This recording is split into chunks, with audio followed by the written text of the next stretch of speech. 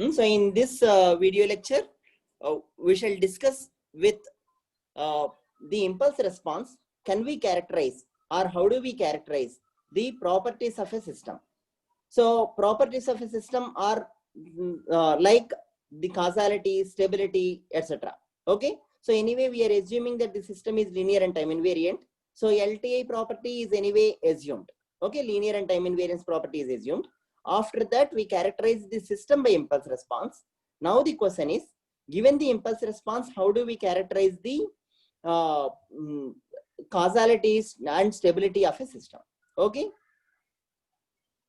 So you people have some idea on how do we do it?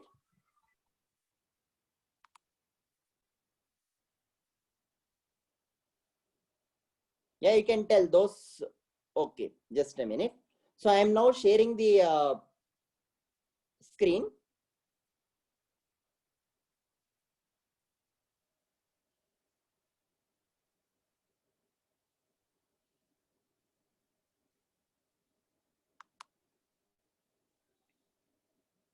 Yeah, tell whether you are able to see the notes that I open here.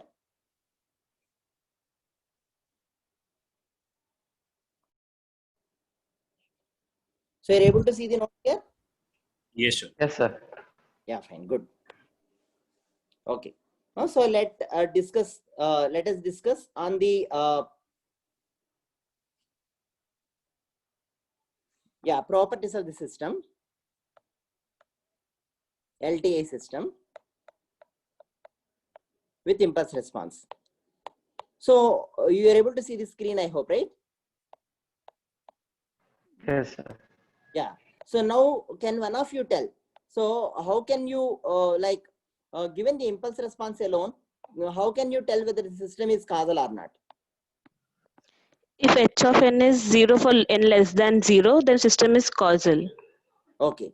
See, now the question is, we want to establish a relation between whatever you have said now, okay, and the usual definition of causality. What is usual definition of causality? So in the previous classes, when we discussed about causality, what was the definition given? If the It depends on the present. if it depends on future inputs, then it's non-causal. Yeah. Depends on past and Present. Present values. present input only, okay, and not on the Future inputs. So can one of you tell how this is related? Now this is the definition, this was the definition given before, okay. Now the other definition that you people are telling is, say, based on h of n, if I want to decide causality, okay, system is causal. What is the definition given? For all n less than 0, h of n is 0. Yeah.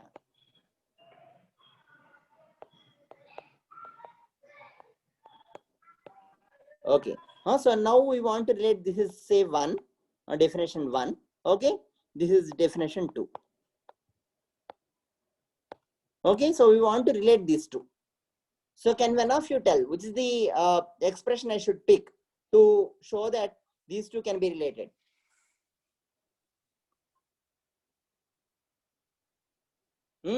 Convolution relation, sir. Y of n is equal to x so of n into y h of n. Equal to, okay, convolution with x of k, h of n minus n minus okay. k. K. Now I request another student to tell from here. So how do I arrive at the previous definition? Next student to tell, any another student to tell.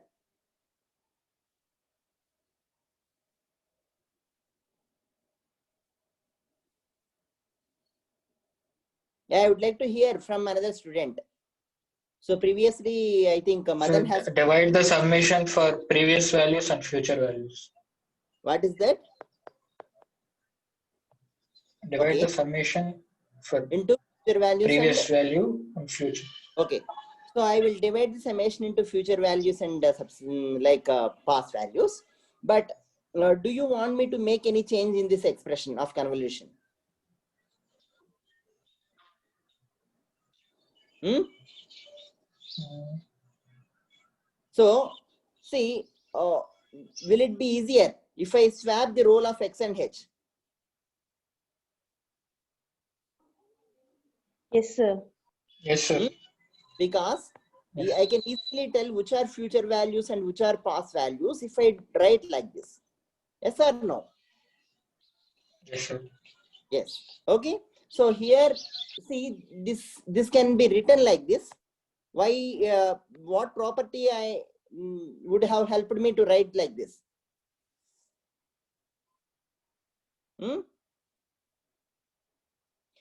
Say simply, if I want to just without using any properties and so on, if I just want to write from here to here, what should I do? One of you can give another student can tell. What enables me to write from this way to this way? The first Commutative property of convolution. yeah, commutative property. If you name it, it is commutative property. Okay. Without naming it as commutative property, is there any other way I can just simply express like this? Any mathematical trick can I use to express like this? Change of variables, sir. Yeah, change of variables. Okay, simply I can use change of variables to express like this. Correct or not? Yes, So sir. you can check. Those who are not very clear, you can check. Simply change of variables enables me to express like this. Okay. So now mostly the change may be if I keep n minus k equal to p, what I get here will be pp. Okay, and summation is over p or minus infinity infinity or infinity to minus infinity. Okay, fine. So now this, if I split into, say, as one of you said, we will split into past values and current and future values. So from where to where should I split now? Past values means minus infinity to -1. minus One. minus. Okay. Future inputs only. Yeah, these are all future inputs. Correct. These are all future inputs. I request another students to answer.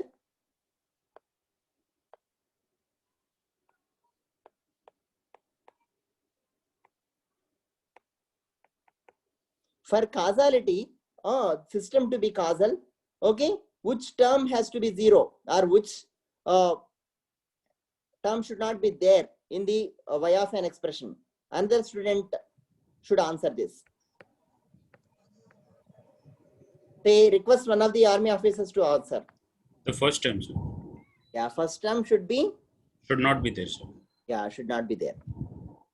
Okay, this term has to be 0 for causal system. So x of n I don't have control because x of n keep changing with respect to different inputs when I give. So what should become 0 now? What should become H 0? of k. Of H case. of H of k equal to 0 for all k K less than 0. right for causal system. Correct or not? So we started from, okay, this is by definition. By definition 1 here. Okay, and this is definition 2. Okay, is it fine or not? Is it clear? Yes, sir. Yeah, Yes, right. sir. Yes, sir. Fine, good. So now let us move on to the discussion on the next next property. So let me see. I will just open another notebook.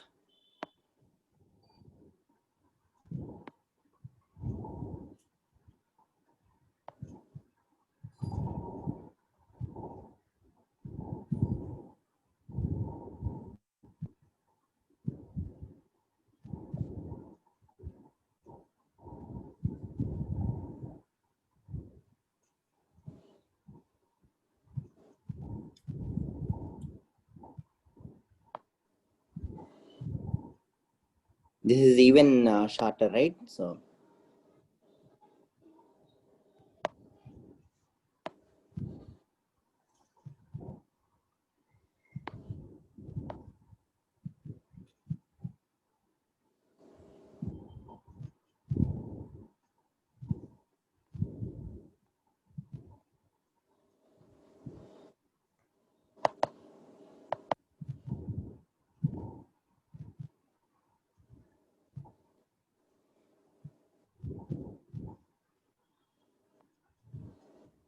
very fine. Right. So let us continue here. What is the next property that we would like to discuss?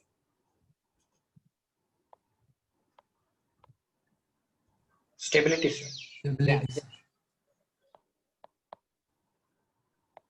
So I request some other student to answer now. Okay, what is the definition of stability? Standard definition of stability?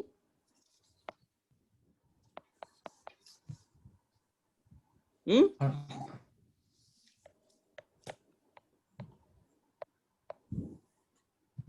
You should tell quickly then what I write is For- bounded. For a bounded out, input output should be bounded. Or any bounded input. Okay. If system is stable. Right? So now if say this is the definition one, what is the second definition based on say h of n? If I want to characterize the system stability, how do I define? Another student to answer. Don't wait for another student to go. So those who have not answered so far. Quickly Sir, Summation sigma k minus equal infinity to infinity modulus of h of n less than infinity. Yeah. So system is stable. If, okay. So can you tell again? Summation over? Summation over minus infinity to infinity. Modulus of h of n should be less than infinity. Okay. H of n or h of k should be less than infinity. So now again, we would like to see the relation between definition one and definition two. Can one of you help me? So where should we start again? Where should we start? y of n equal to Convolution only, summation sir. k equal to Yeah. For LTE systems. Yeah, for LTE systems, what we have is only this. Okay. So most of the things only start from here because we have only this. So how should I write now, express now? H of k into x of n minus k or otherwise? X of k into h of n minus k. Quick answer. X of n minus k and h of k. Yeah, h of k into x of n minus k. Summation over k equal to minus infinity to infinity. Why is this better? Why is this better? X of n is already bounded, so even it is n minus k or n of k, no purpose. I mean, not useful. That Especially h of k kind of thing. Okay. So this I would like to get in the expression. So this is lesser than or equal to, okay, through mathematical equalities or inequalities, this is lesser than or equal to what? What I want somebody else who have not answered today to infinity, sir. answer. Huh? Yeah, you should answer even more quicker than what I write here. Summation h of k and summation x of n minus k. Yeah, summation h of k into what? Summation x of n minus k. Okay. So, yeah, summation x of n minus k. Is that correct? So I want any other answer. This is lesser than or equal to what? Take a day. Any another student to answer?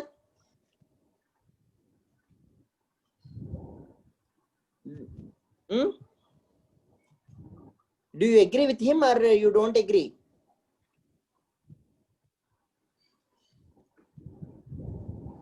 Yeah, I'm not able to see the students' names here. Niharika? Yes, sir. Yeah, do you agree with him? Or do you say else? Yes, sir. It will be Hmm? I wish to hear quick answer.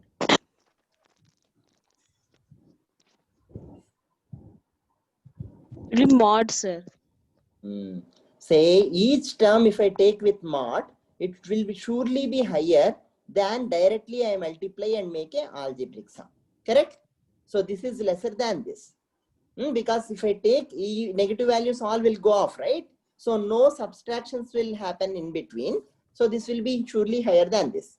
Now the next step. Now next step. This will be lesser than or equal to this whatever. Okay, this one is lesser than or equal to this whatever you call. Okay. This E is lesser than or equal to what?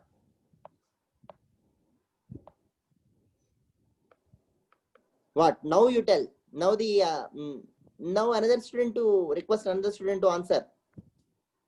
Summation k equal to minus infinity infinity. Not hearing any answer.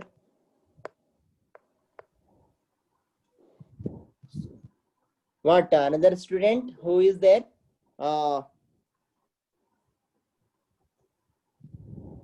Then you keep asking the students. Okay. I think magnitude of x of n. Summation. Sir, magnitude of x of n minus k should be finite.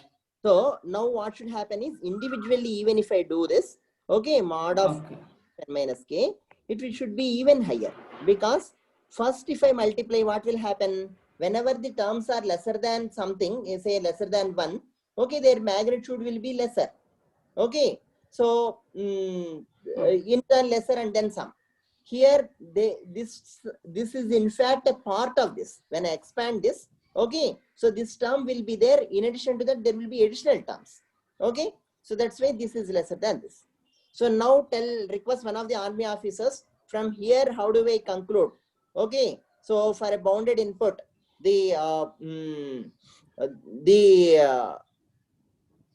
okay, is there anything wrong we have done here? I think there is something wrong. I should not write. I need not write like this. In fact, this is much upper cap. What should I write? So from here, what should I do next? Any other student request to answer quickly?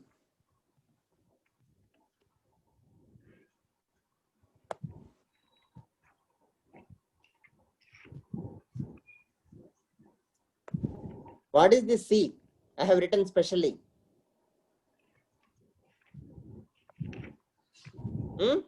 What is this C? This C is what? Finite values. C is finite value, is upper cap for all, okay, mod of x of n minus k. N minus k. Okay, for all, say all n or k, for all k. Fine. So this is, as you know that, okay, as you know that this is bounded. So bounded by how much? By C. If x of k is bounded by C, it implies that C is greater than or equal to mod of x of n minus k for all k. Correct or not? By C implies, okay, correct or not? See, correct. You should, is it clear? Correct, sir. Yes. So now what should happen? Say this, I will write probably y of n here for ease of understanding. Okay, y of n less than or equal to this.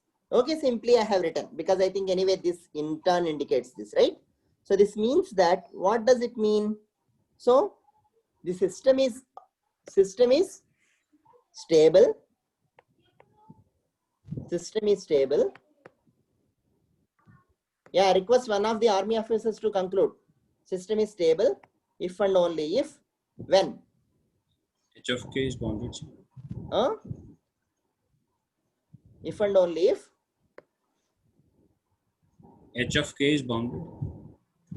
h of k is bounded. See, is h of k being bounded good enough?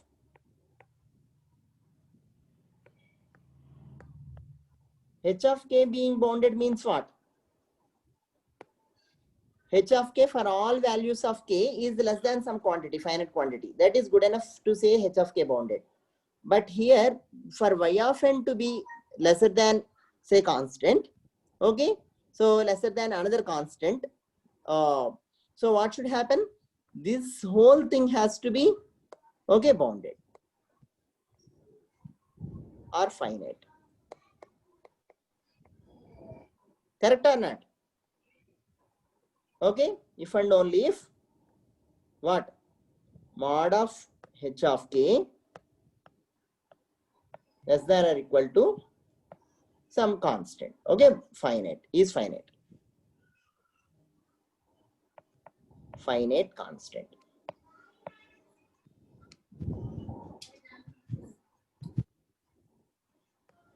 Correct or not? So I in case if something is not clear, you should tell very quickly. So where is the definition one we have used here? Where is the definition one we have used in this derivation? Okay, where is the definition one we used? C greater than or equal to mod of x of n minus. So here this is definition one. Okay, this is definition one I used here. I substituted here, so this is in sense definition one. Okay, and then this is finally we got to definition two. Okay, fine or not? I hope this is clear. Right? Yes, yes, sir. Yeah, right. Okay. So now, Sir, one. yeah, please ask. Yeah, that y of n consideration, y of n is equal to summation over k is equal to minus infinity h of k. That equation, I think, to say it is less than summation over mod, it should be mod, na, sir? That value. Where this, yeah, let me see. Yeah. This one? Red color. First equation and second. One, right? Whichever I have. Yes, so that one only. Is that whole? Yeah. Yeah, marked yellow. Yeah, This, that whole expression should be in mod, na, sir?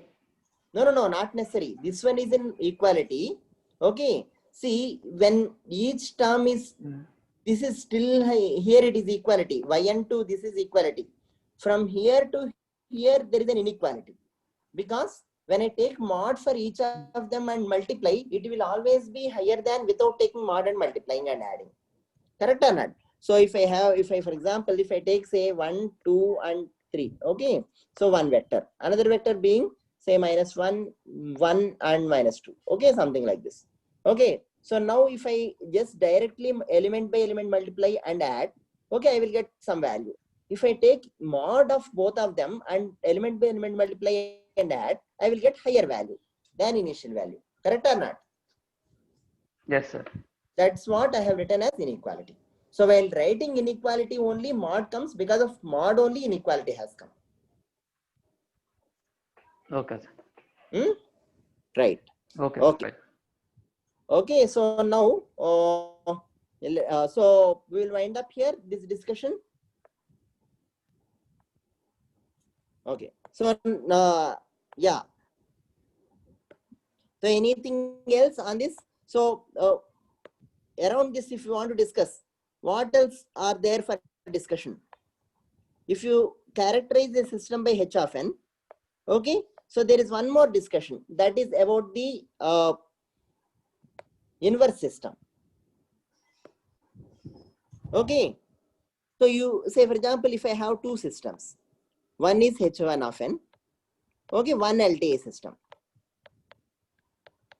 okay, system 1, and I have another system.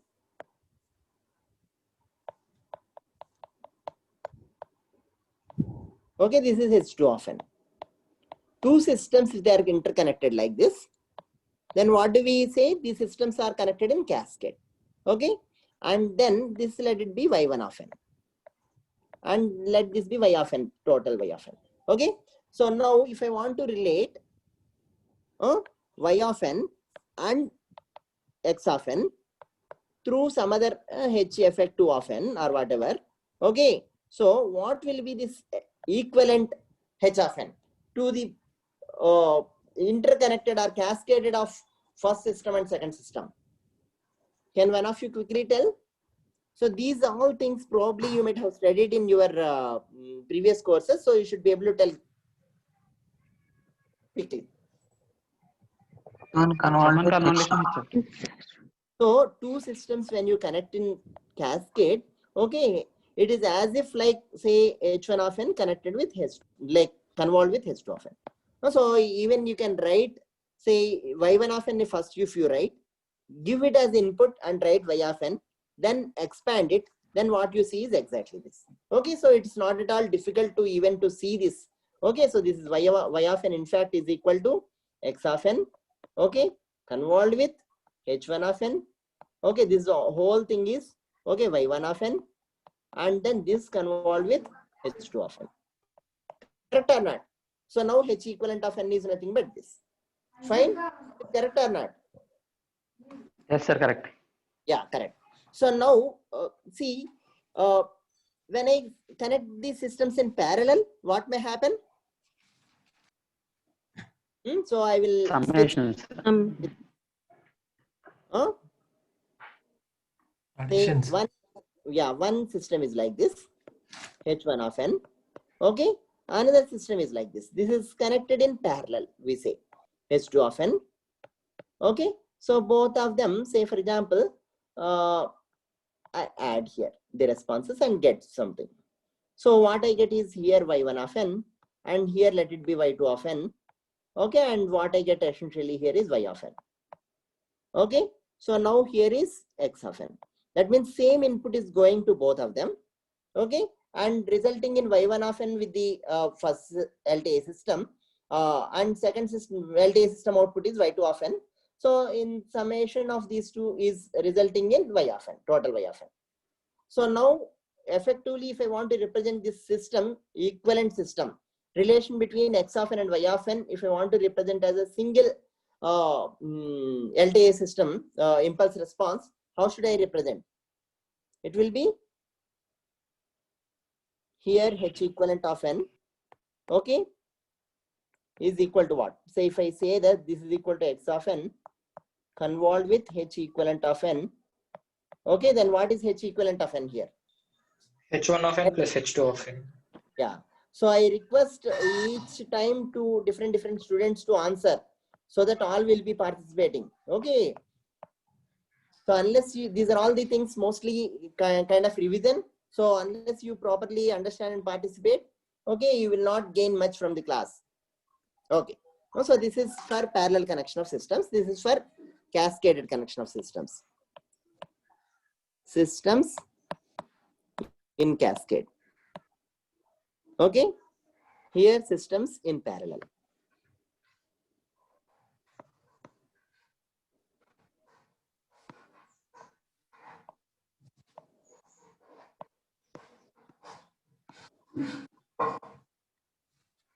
Okay. Okay, fine. Okay.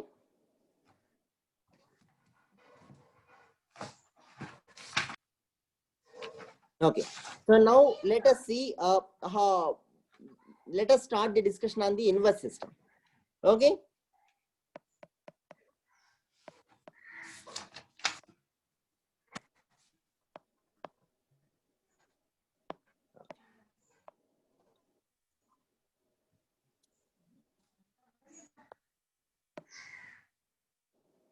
Yeah. One of you tell actually begin. What is inverse system?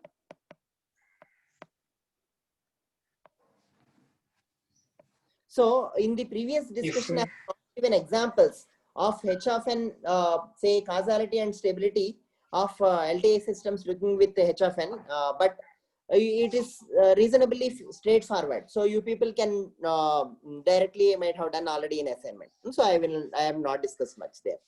So now let us see. So if you also wish to discuss some example. So now what is an inverse system? See, if I If say we that, give out, yeah, please go ahead. sir, if we give output, we should get input. Okay, good. So what the suggestion, what he is telling is, for an inverse system, say if I start from x of n here, okay, and this one is h of n, whatever it may be, h of n, in fact, not even h1 I need to write, okay, h of n, okay, and I got some output y of n. Now I have an inverse system here, and output what I get will be same input that I have got, that I started with. Okay, so this is an inverse system. See, do you see any examples of inverse systems in any application? I just wish to hear from you at least one application where you might have seen inverse system, or where inverse system design is important. So communication to regenerate the signal. Yeah, in communications. Communication systems. Yeah, in communication systems. At the receiver to reach. Yeah. See, this may be a channel. In communication, signal may be sent. Okay. And this is through channel. Okay. Channel impulse response. So channel will have its own impulse response. So because of that, there may be some, say, noise might get added in the channel, or there may be some like small distortion that might have happened to the input signal. So now what should I do here? This is channel impulse response. Okay. From here, if I want to get back the signal, okay, original signal. So what should I do now? Here, filter. To have an inverse system for the channel. Okay, I should get the channel impulse response. Okay, and I should have a inverse system for the channel. This is referred to as compensator. Okay, usually. Fine, I should have a compensator here. Okay, that is inverse system to channel. Okay, so then what should be the properties of this inverse system now? Can one of you tell? So if I tell H and Hi are the inverse systems of each other, okay, what is the condition that I can tell on these impulse responses? I request another student to answer. So convolution of mapping, sir. Yeah, convolution of H of n. And its inverse must be del of n. Yeah, very good. Okay, why it should be del of n?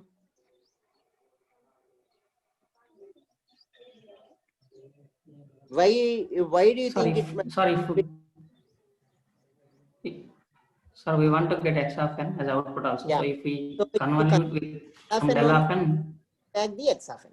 then only we'll get x of n. Right, good. So this is the condition.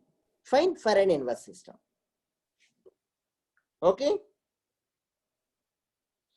So see, to solve this, you may go to frequency domain or whatever and get h of n and h inverse of e power j omega or h of e power j omega and so on. Okay, so I will not. We are not really bothered about how you solve this at this point of time. But this is the condition for inverse system. Can one of you give an example? Say, for example, if I have a system, okay, so if I say that h of n is equal to u of n, okay, so this is an example.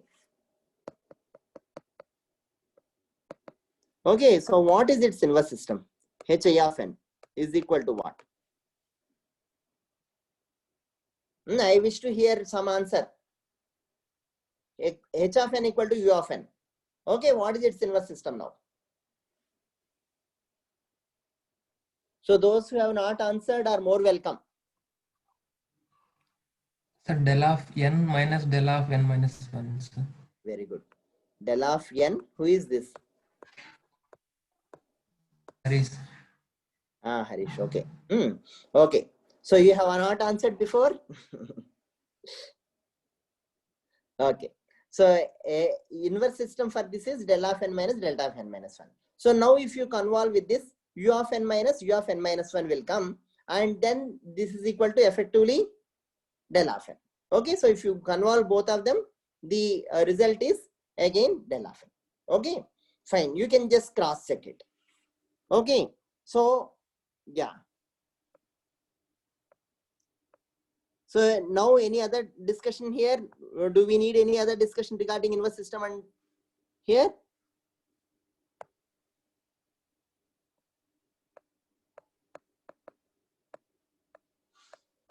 Okay. So can one of you tell what, just anyway, we will move on to the discussion on the DTFT now.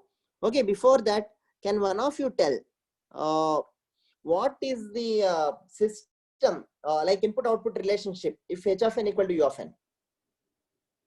If I say that h of n equal to u of n, what is, how are input and y of n and x of n are related?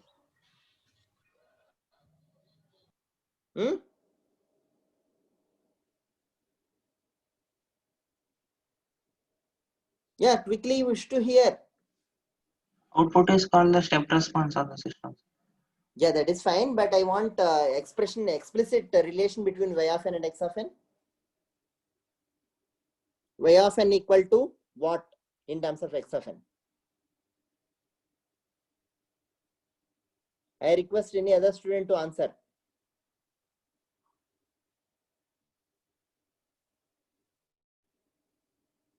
Okay, so if you don't answer, we'll move on.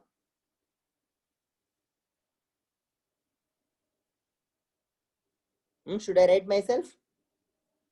Any student can answer now.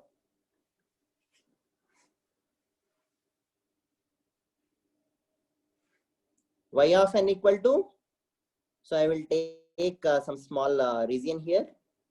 Okay, y of n is equal to what? X of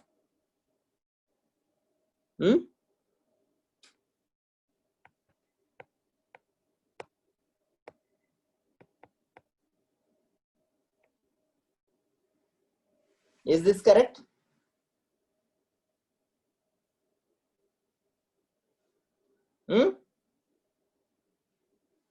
Is this correct or not? Yes, sir. Yeah, it's an accumulator system. Okay, it essentially boils down to an accumulator system. Right. Okay. Fine. Okay, so I will erase this. So for accumulator system, now what is the inverse system? So hi of n, let it be the impulse response. Then what, how do you write, what is the input output relationship? So anyway, I can write here if you people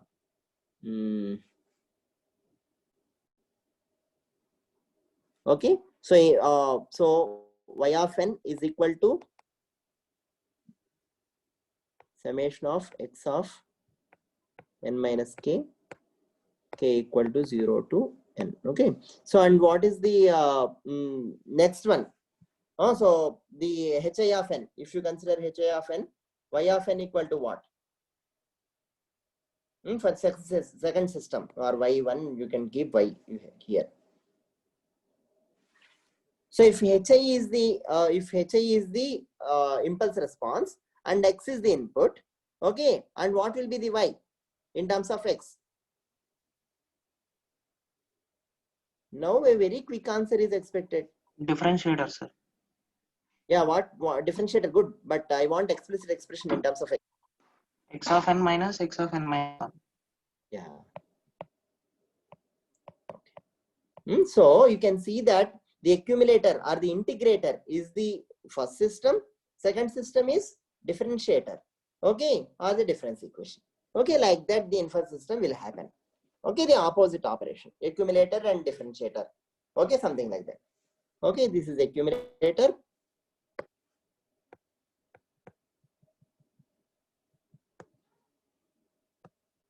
differentiator. Okay, fine.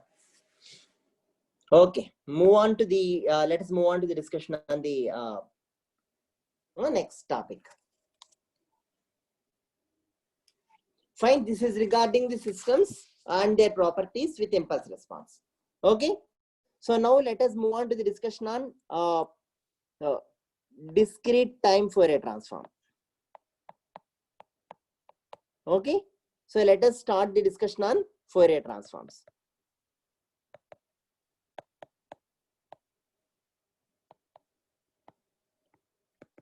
Okay, so why do you need Fourier transforms, by the way?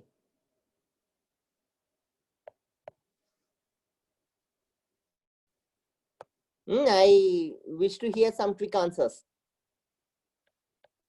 To analyze the signals. Hmm? To analyze the signal. Yeah, to better analyze the signal.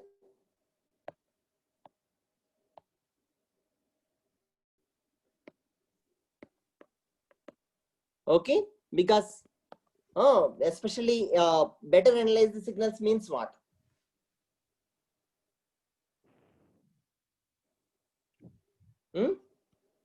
To analyze what the components of the signal or what information in the signal you can get in through Fourier transform. Frequency components. Yeah, you can get the frequency information in terms of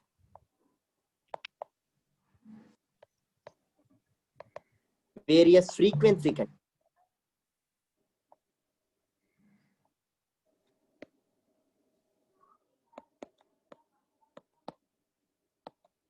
Signal, okay, present in the signal, right? So this is one. Okay, second, what is the is there only, this is the only use of Fourier transform, or are there any other advantages with Fourier transforms that you may be using in digital signal processing, or you have seen in digital signal processing?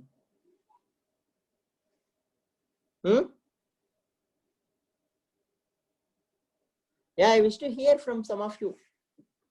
Have you not applied Fourier transform anywhere else other than just analyzing signals? Then we could have studied signal process, say this Fourier transforms only after just signals. Why did we bring in systems and so on, and then we were studying this discrete signal process, time Fourier transform or continuous time Fourier transform and so on? You got the question or not? Yes, sir. I think for some filters design based on frequency analysis. Okay, filter design. So filter is what? In signals and systems terminology, what is filter? Systems. Filter is also a system. Yes. Okay. Yes, So sir. for better system design, also Fourier transform helps. Is it correct or not? Yes, sir. Okay. Yes, sir. For better design of the systems. Also, yeah, for better design of the systems. Okay. Especially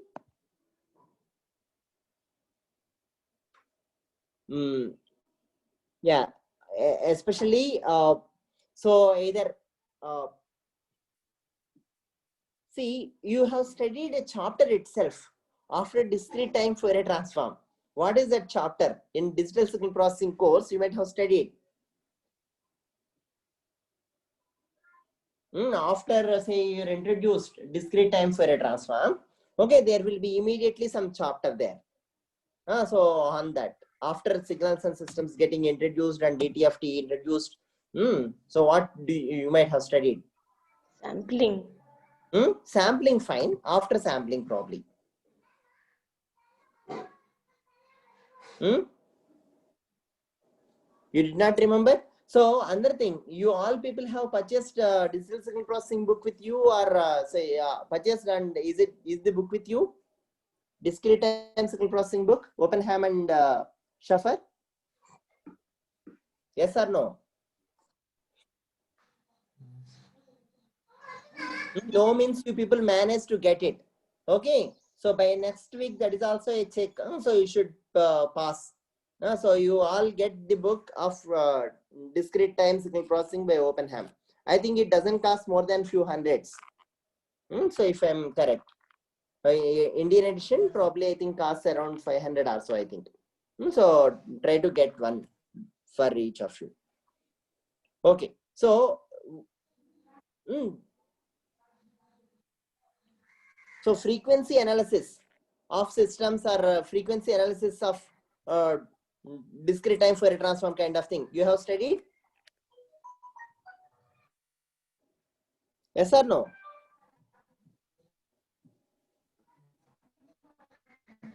You have studied or not?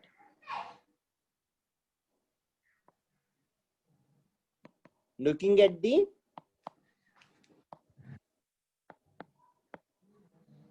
frequency content.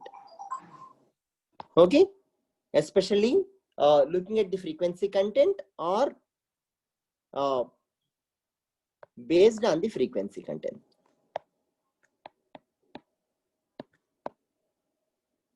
Okay, so based on the frequency domain. So the system design itself is based on the frequency domain.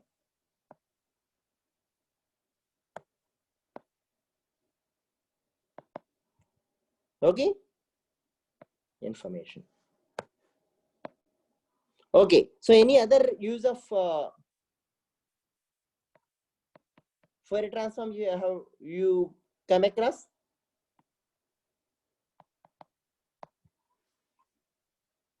Any other importance of Fourier transform? See, if I ask you some question to solve, okay, so I will give you some x of n, okay, some say I will give you some say x of n, okay, and I will say that some h of n is there here. I don't know what it is, okay, and I will give you some y of n, okay, some u of n into a some a u of n minus 2 or something, okay, I will give you something, okay, so this is some b of n or whatever, okay, if I give something like this and x of n equal to something I will give. Okay, it's just I'm not giving anything, but if I give like this, and if I ask you to find what is h of n, what will you do? So convert them into frequency You people domain. are there or not there? Divide them. So convert them into frequency domain x of n and y of n, and then divide them. Y of n by x of n equal to h of n. Right, and then you will find h of z first, and then h of z or h of e power j omega first, and then you will find, okay, h of n. Same is the case even in continuous domain, right? So you find h of j omega, and then you will find h of t. Correct or not? Other people agree or Yes, not? sir. Yes. So Yes, sir. now what is the third use? What is the third use of this Fourier transforms? And impulse response. To find the impulse, to find the system response. Impulse response. Yeah. To find the transfer function. Yeah, for better analysis,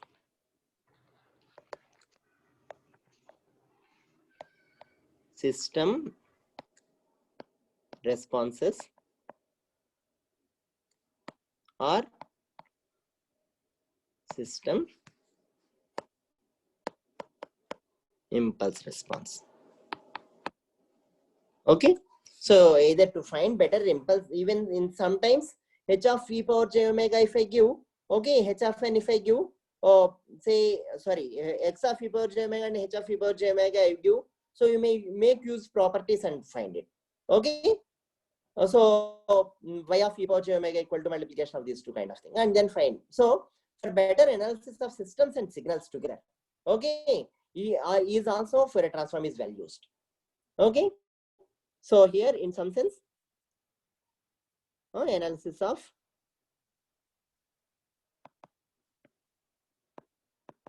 signals and systems together. Okay, so anything else?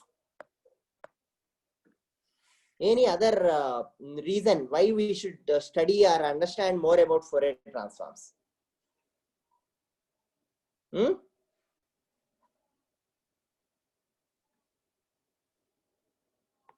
No answers, huh? Still one more thing. Okay, usually this is very, very important whether you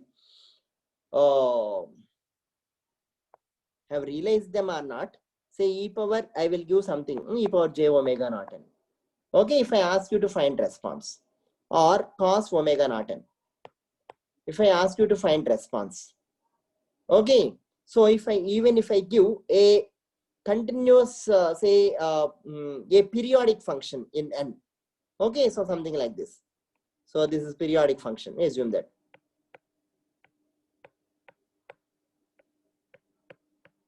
Okay, and I will ask you to find response. Okay, what is y of n for all of these things? You people remember any ways of finding y of n for this kind of problems? So anyway, we will solve some problems later. But I think since you have studied, at least one of you should know what we will do in such cases if I ask you to find y of n.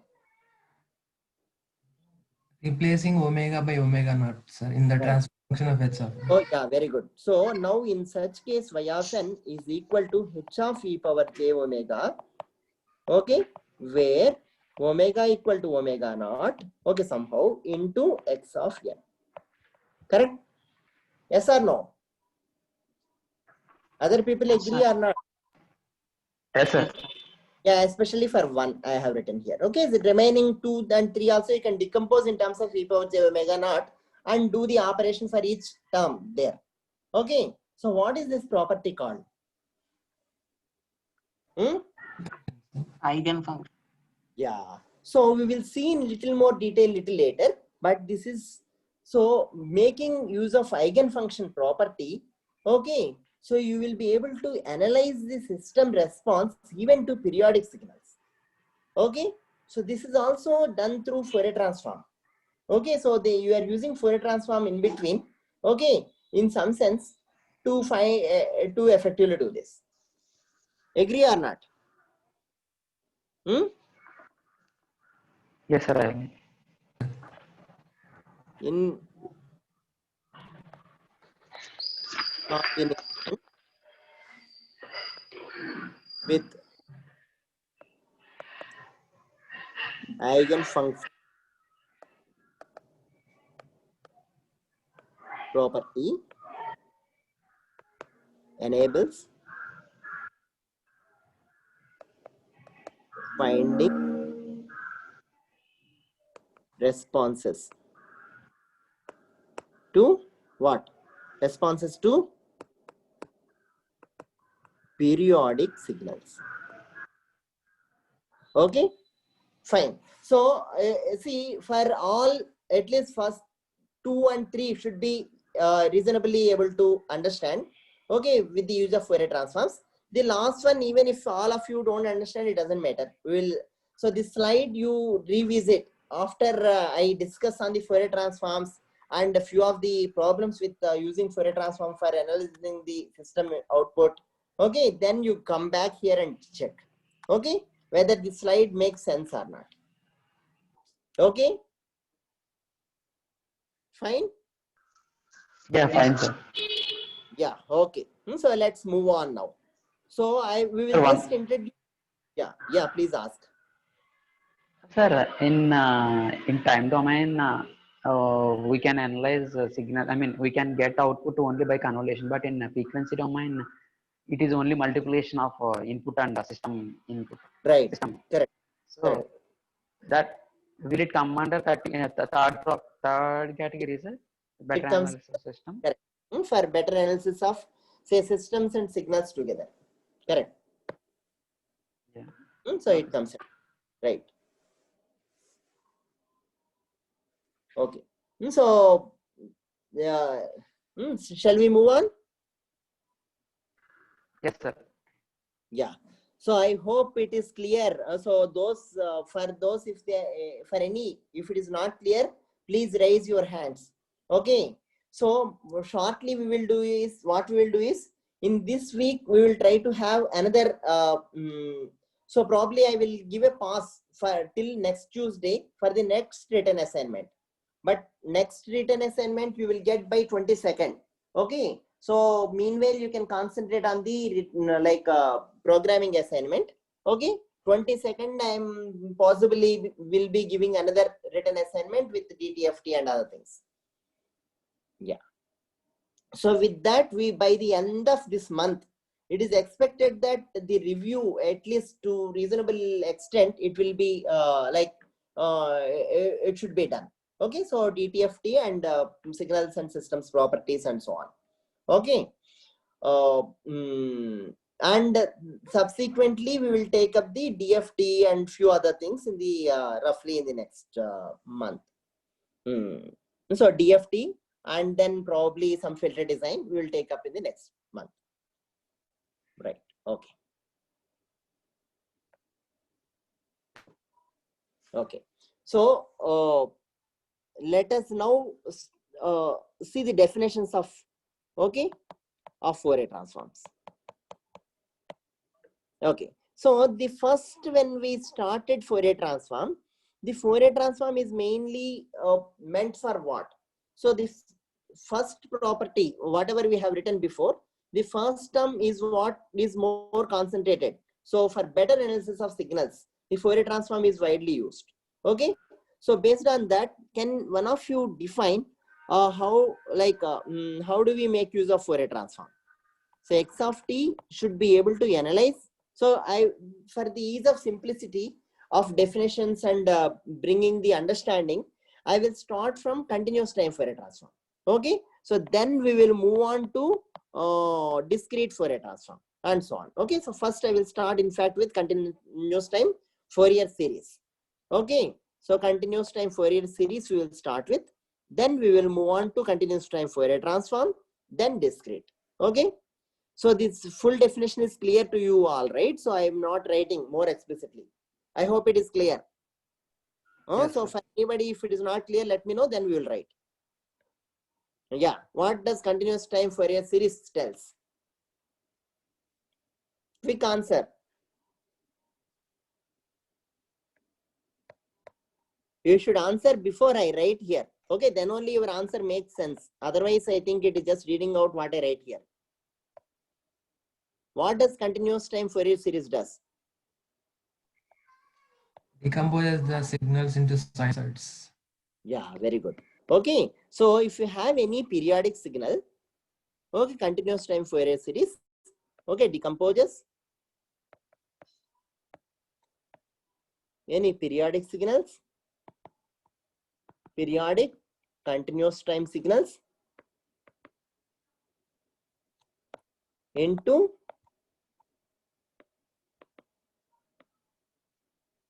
sinusoids of different frequency. Okay, frequency. Okay, while decomposing it may give different weights for different sinusoids. Is it correct or not? Okay. Yes, sir. Yeah.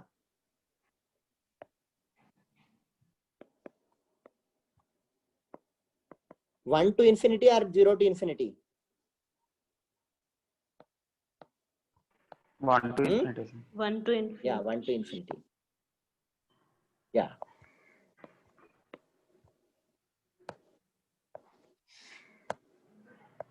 Okay. So this is what is the function of discrete time Fourier, continuous time Fourier transform. Okay. So it essentially decomposes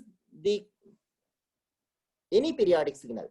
Okay. So x of t can be some square pulse. Okay, or any periodic signal into these are also periodic signals. Okay, into a set of periodic sinusoids. Okay, of fundamental and the different harmonic frequencies.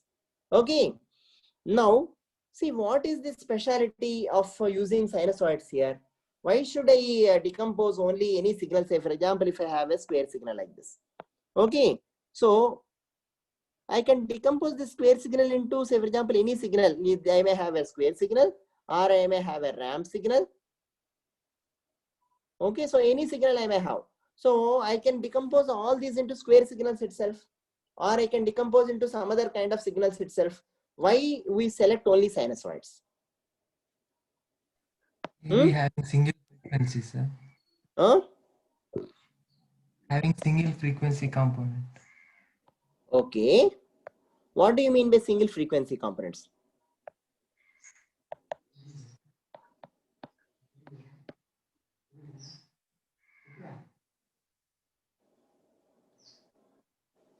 What do you mean by single frequency component? Any other regions? So open for questions. Sine cos are natural frequencies. We can easily generate than ramp and square signals, I think.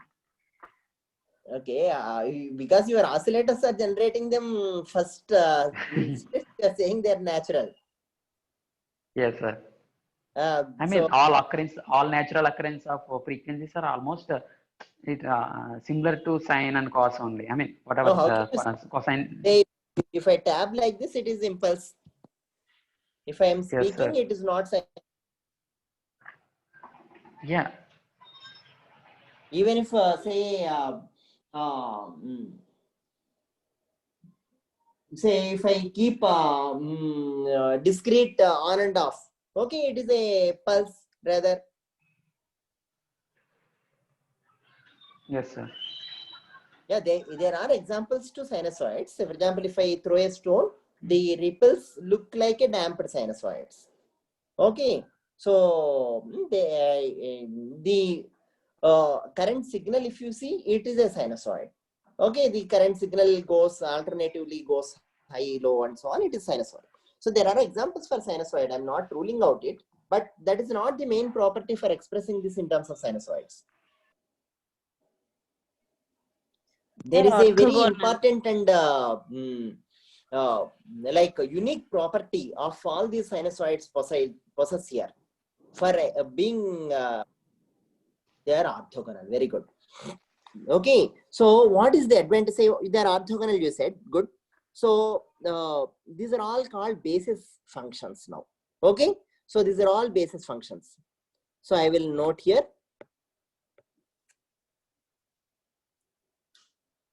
Basis functions are the functions in terms of which we define, okay, we express the other functions. Okay, so you know, right? So you know, have you heard of basis functions anytime, or is this the first time you are hearing? You should tell. Okay, Yes, if you tell, I will tell depending on it. Yes, sir. We know little bit. Okay, some people know a little bit. Okay, yeah. So you can express all, say, for a Cartesian coordinate system. Okay, now in 2 dimensions, what are the basis vectors? For a Cartesian X bar and Y bar. X and Y. X and Y. Y. These are all the basis signals. Okay, so basis signals. Same is the case here also. Okay, so now for a Cartesian coordinate system, okay, so if I want to represent, say, any 1, 1, okay, any point r1, 2, okay, so this is 2, 1, okay, so any point if I want to represent this 2, 1, this is 1, half otherwise. Okay, let me see. Okay, 2, 1. So if I want to represent any of these things, okay.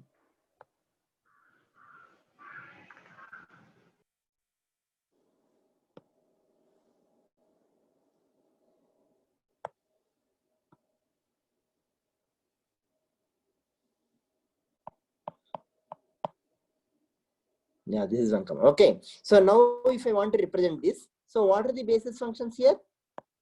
Basis vectors here? X and Y. 1, 0. 0, ones. The better answer for basis vectors here.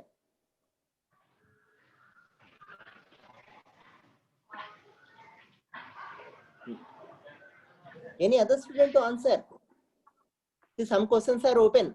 Anybody can answer. What are basis vectors for this 2D Cartesian coordinate system? Sir, it's I plus j and 2i plus j. Okay. So, see 1, 1, if I want to express in terms of basis vectors, I will express in terms of first basis vector plus some alpha 2 into second basis vector. So what are these two basis vectors? I'm asking. This alpha 1 and alpha 2 will be there, and then there will be some basis vectors here. They are okay, so if orthogonal. there are these basis vectors, sometimes are orthogonal, sometimes need not be, but in this case they are orthogonal. Yeah, tell me now, what are the basis vectors and what is alpha 1 and alpha 2? 1, 0, 0, the basis vectors. So linear algebra. No, sir, basis is not completed. Yeah, tell. Not yet started. Okay. Okay, these are the basis vectors. Okay, x and y is correct, but I think x and y doesn't make full sense when I'm speaking about vectors. Okay, x means what? This on any x-axis element can be represented as alpha 1 times 1, 0. Right or not? X coordinate is non-zero, y coordinate is 0 for all the elements in x direction. Okay, so that is basis vector corresponding to x direction is alpha 1 times 1, 0. Basis vector is 1, 0 only. Okay, so in this case, alpha 1 is equal to how much? For this vector, while expressing in terms of basis vectors, alpha 1 is equal to 2, sir. 2 and alpha 2 equal to 1. Okay, so like that, now you pick any point in this 2D Cartesian coordinate system. Say minus 2 comma plus 4. Okay, if I pick this. Okay, then what is alpha 1 and what is alpha 2? Again, I can express in terms of alpha 1. Okay, alpha 2 times 0 comma 1. Okay, again same basis vectors. And what is alpha 1 in this case? Minus 2. Minus 2. And then alpha 2 is? 4. Alpha 2 is? 4, sir. Okay. 4, sir. So, right. So, now basis vectors are what? Okay. So, basis vectors are this one and this one. Okay. Two basis vectors you have. Okay. So, these two are basis vectors. Fine or not? Is this clear or not? I'm clear, sir. Yeah. And these basis vectors now are Clear.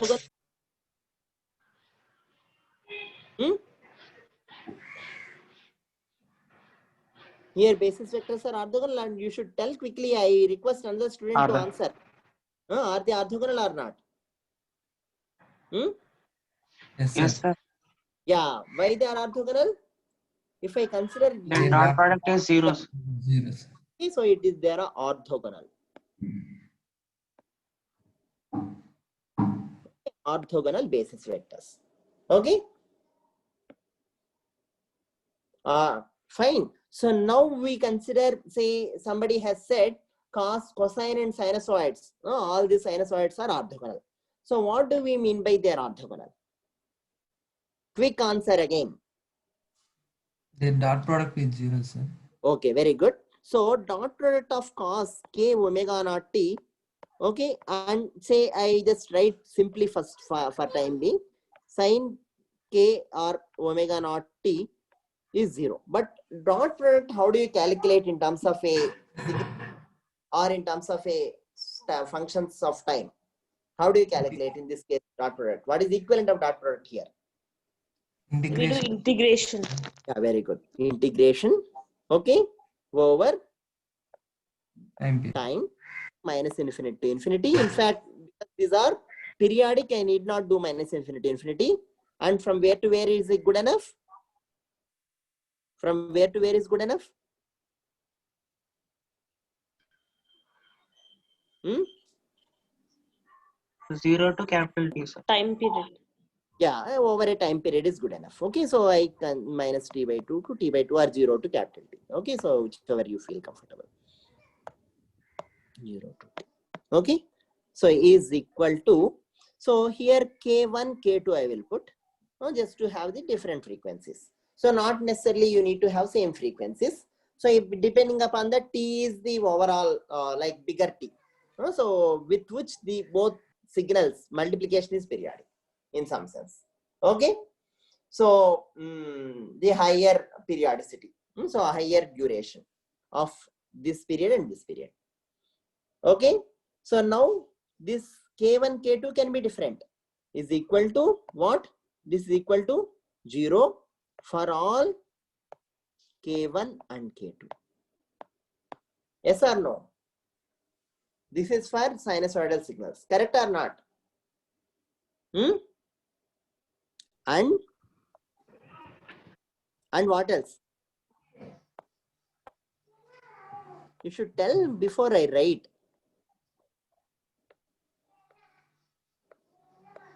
No answer? Is this correct or not what I am writing? Yes, sir, No, correct, sir. sir. Correct? Similar. Sir, K1 not equal to K2, correct? Yeah, K1 not equal to K2, correct, right? only when. Yes, sir.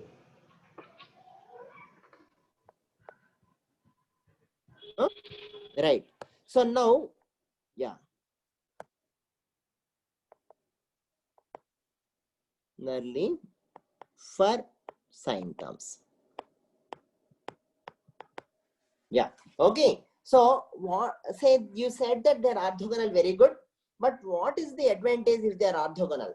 So what advantage does I get in expressing with sinusoids if the sinusoids are orthogonal? So the answer for this you have given is sinusoids are orthogonal. Okay.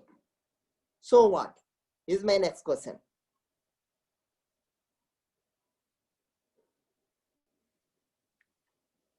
You should make your answers ready. Okay, I'm making my questions ready, right?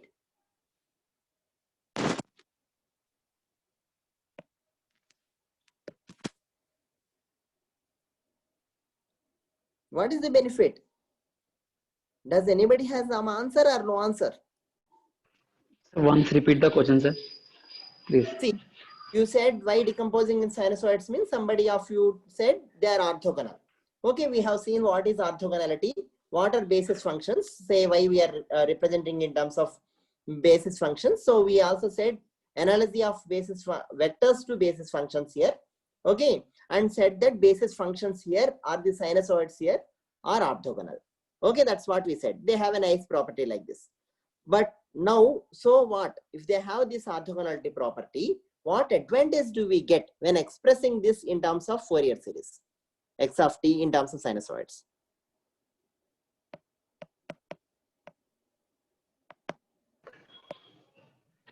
If we take any signal of some period, we can represent that with use of because they are orthogonal.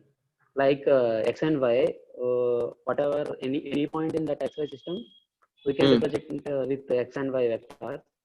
Similarly, in this orthogonal set, we can represent any signal in that vector space.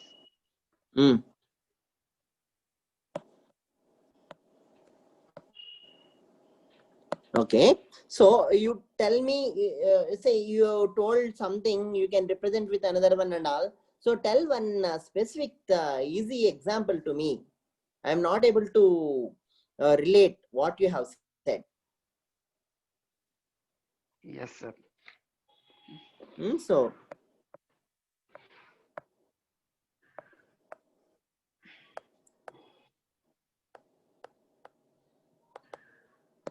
if so, what advantage do we get? This is my next question.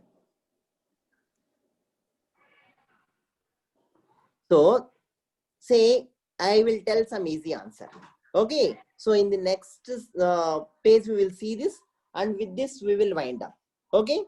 So we will bring the discussion on the Fourier transforms and all to like discrete Fourier transform, and putting together what one domain to another domain, what are the properties that reflects or implies. Those things we will discuss in the next class. Okay, we'll just wind up this class with the discussion of the advantage of this orthogonality. Okay, so if they are orthogonal, see here. Now come back to our discussion on these vectors. If these two basis vectors are orthogonal, what advantage do I get? So now you tell in simple terms, then we will see actually whether we can leverage the same thing here or not. Yeah, now I think I can show here. So you can see here. So if these two are orthogonal, what advantage do we get while decompose this 2, 1 in terms of this alpha 1? So we can independently find the alpha 1 and alpha 2 value. Very good, very good. So if I just want alpha 1, I don't need alpha 2 and alpha 3 and so on or anything else. I just need corresponding basis vector, okay, and then this one to find only alpha 1. So how do I find? So what is, say, if I want to find alpha 1, you said independently I can find. I fully agree with your answer, but tell me actually one, say alpha 1 alone if I want. Okay, what is the what is the operation I should do to find this alpha 1?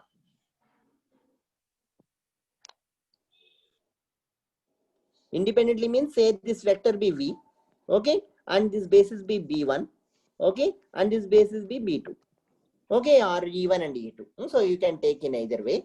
Okay, so in this case, now what advantage, say for finding alpha 1, what should I do? And dot product on both sides with B1s. Yeah. With B1s. Okay, so I just find this is the dot product we defined in the last class. Okay, V dot B1, okay, or V B1 into V transpose, because dot product is okay. Yeah, you can write V transpose B or sorry, V into B1 transpose or B1 into V transpose. Okay, so you simply find the dot product or inner product with respect to corresponding basis to just get it corresponding quotient. Correct or not? Similarly, I can write for alpha 2. Yes. Now, given this insight, give me what do you think I should? How should I leverage it here? So this is all fine. This is very clear, at least to me, and hope for some students. Okay, given this, what advantage do I get here?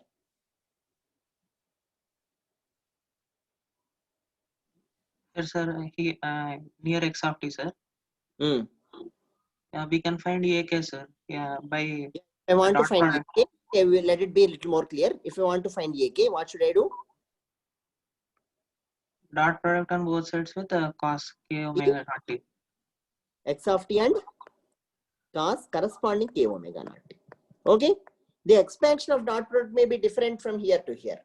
Okay, so that we will bother later, but AK essentially can be found like this. Yes or no? Yes, sir. Yeah, here one more thing you can see, are these orthogonal vectors or orthonormal vectors?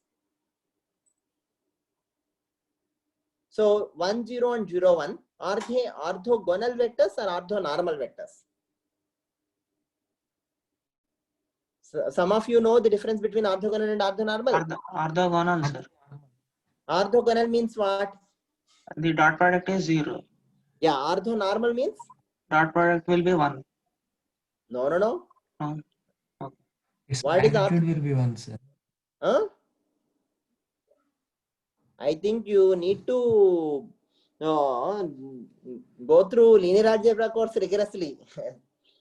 So, yeah, what is orthonormal? Two vectors are orthonormal. And their magnitude is 1, sir. And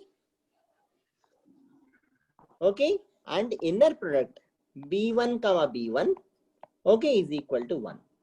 Okay, So B1 comma B2 is equal to 0 and okay. So then this is orthonormal. Okay.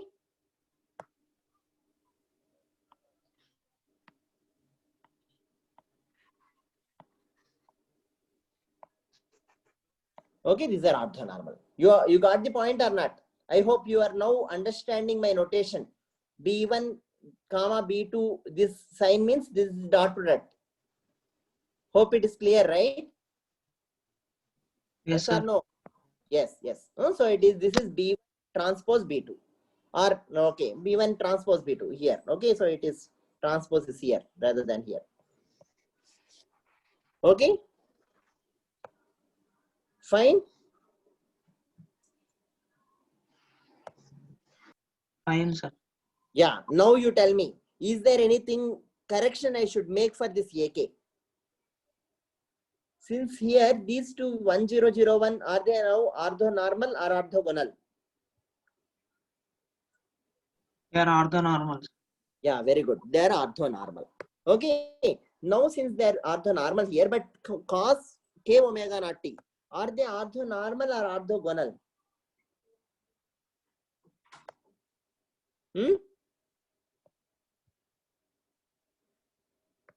They are only orthogonal, sir. Right, they are only orthogonal. In case if they are not orthonormal, then there will be one more term that gets added here. That is, okay, cos k omega naught t, okay, into cos k omega naught t.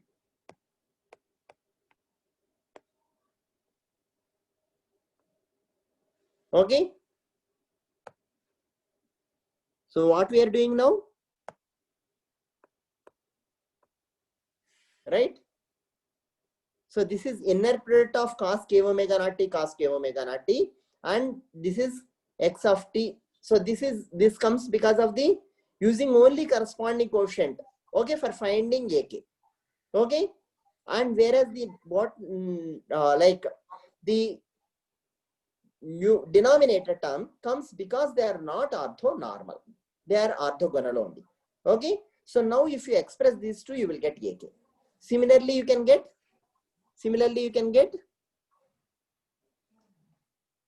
Yeah, I will.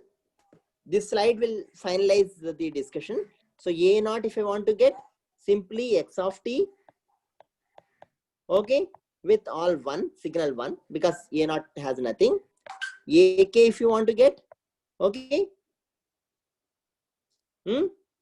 cos k omega naught t into x of t. So dot product with x of t by x cos k omega naught t, cos k omega naught t, and bk.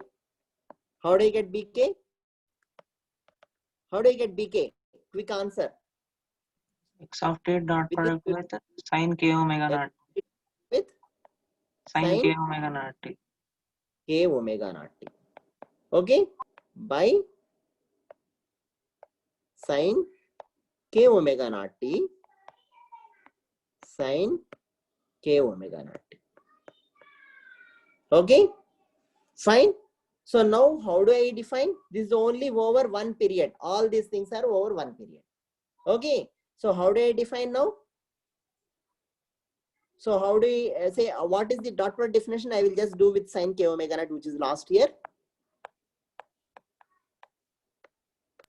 Integral minus infinity to infinity sin So square we k want to omega naught t. and see once just for k omega naught t into sin k omega naught t dt, and integral has to be from where to where? 0 to t. Or minus t by 2 to plus t by 2. T by 2 or 0 to t. Okay, you compute this. Okay, similarly compute the other ones. So now just write, like, compute these things. Okay, denominators you compute. Okay, here also by 1 1. Okay, so I will write it, but you just try to see if you can understand what I am writing here. Okay, over one period. Okay, so you just try this. Okay, what is 1 1? It looks a little crazy, but what is 1 here? Can some of you tell quickly?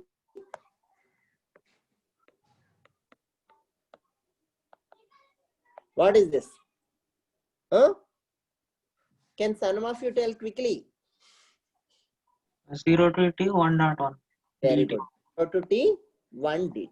That's all. 1.1 dt. Okay, it is 1 dt. So it is equal to Capital T. That's all. Okay, so like that you can write every dot product here. Okay, and complete this and got the expressions, get the expressions and show me in the next class and verify yourself whether this discussion agrees with Fourier series expansions or not. Okay. Yeah, is this clear? Yes, Is sir. it clear? Yeah. Yes, sir. Yeah, if you have any answers, you can ask.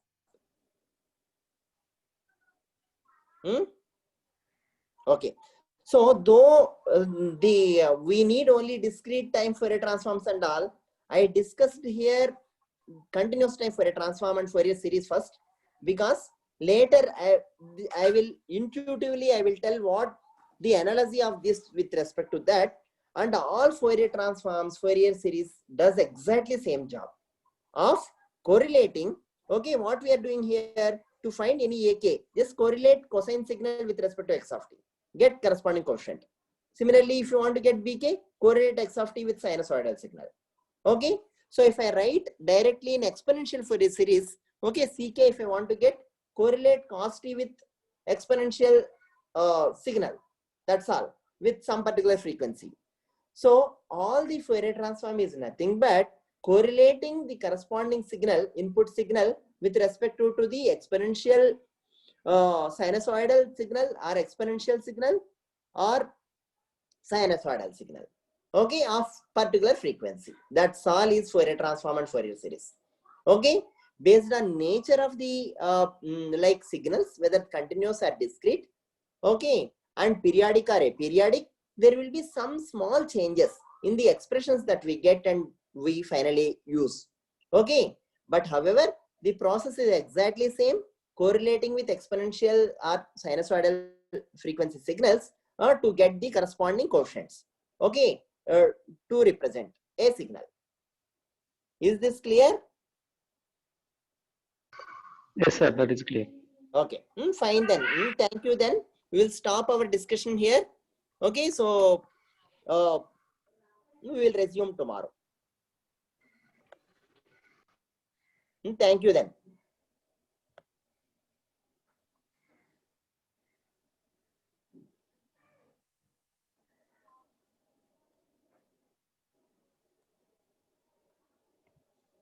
So if you have any quick questions, you can ask. Otherwise, we'll leave now. Sir, in that question, AK expression, you have divided that. Once open that slide, sir, please. Yeah, okay. Let me see if you can readily see this. Yeah, you're able to see? Yes, sir. Yeah, you can tell. Sir, why that that divided by something? How it is that I did not understand actually. Yeah, here. AK See, or BK. Yeah, fine. So here alpha 1 I am able to find simply because of doctorate, because the say if say B1 inner product, if I see it is 1. Otherwise, see if I write B1 as 0.5 comma 0 here. So I will go to this you understand? So say if the basis vectors are not normalized, okay, then that normalization also will come into picture while expressing corresponding coefficient. Okay, if they are not normalized, the term doesn't come. You got the point? Here, Normalized. This is normalized, right? So if you just do B1, Yes, okay, inner product is 1. But if I start with 0.5 comma 0, then if you want to write alpha is not 2, then it has to be just by, okay, 0.5 should come. So it is alpha will be 1, like 4 it will be. From where that 4 has come instead of 2, because this is not normalized, okay, that term will get added in the, like divided in the numerator. So I will divide here by 0.5 and that comes as 2 in the numerator. You got the point? Yes, sir. Yeah. You take some Yes, sir. Yes, sir. Understood. where this is 0.5 comma 0, 0 comma say 2, for example. In that case, you see how to get the alpha 1 and alpha. In that case, you won't get simply by this expression. You have to modify this expression of alpha 1 as, okay, so alpha 1 divided by this by, okay, norm of B1 comma B1. Okay, so you have to B1. do, okay, Yes, so then only you will get. Fine? yes, sir. Fine. Yes. So that comes because these are already normal, we didn't use it. Otherwise, you should have used it. Okay, that similarly it has come here. Okay. Okay, sir. Yeah, Yes, fine. sir. Okay. So let's move on now. So Okay, sir. Right. Thank you. yeah. Thank you. Bye. Thank you, sir.